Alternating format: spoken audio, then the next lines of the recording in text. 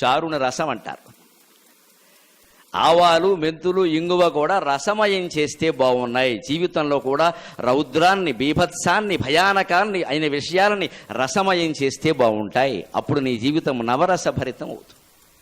దానికి షడ్రసోపేతమైన భోజనం చెయ్యాలి. అంతేగాని ప్రకృతి వైద్యం పేరు చెప్పి పొద్దున్నే 2 దొండకాయలు, మధ్యాహ్నం 2 బెండకాయలు, సాయంత్రం ఏమో ఉప్పు పప్పు లేకుండా బీరకాయ ఒకటి తిని మేము 90 ఏళ్ళు బతుకుతాం. ఎందుకు ఆ బతుకు పని లేక ఏమీ తిన్నప్పుడు? ఎందుకు ఆ నీళ్లు బతకడం? ఎవరి కోసం ఏం చేశాం? ఎవరికో ఏం చేసాం? మనకేమైనా చేసుకున్నావా? కనీసం తిండి తినే యోగం లేదా? ఈ ప్రకృతి వైద్యం ప్రచారం చేసే పెద్ద మనుషులు నాకు రైల్లో దిగలేరు ఒకసారి. అక్కడ కూడా ఇదే ఏదో క్రైస్తవ మత ప్రచారం లాగా. నేను ఎంతకీ మాట్లాడకపోతే ఆయన నన్ను అడిగాడు, ఏమన్నా మీరు మాట్లాడట్లా అన్నాడు. మీరు ఇప్పుడు ఇంతకీ ఒక్క మాట చెప్పండి నాకు, ఈ దొండకాయలు బెండకాయలు తిని ఉప్పు లేకుండా, పంచదార లేకుండా, కారం లేకుండా, పొయ్యి మీద పెట్టకూడదుట, ఉడకబెట్టకుండా ఆ పచ్చివే అలా తింటే ప్రయోజనం ఏమిటన్నాను. 80 ఏళ్ళు గ్యారంటీగా బతుకుతారని నేను రాసిస్తా అన్నాడు.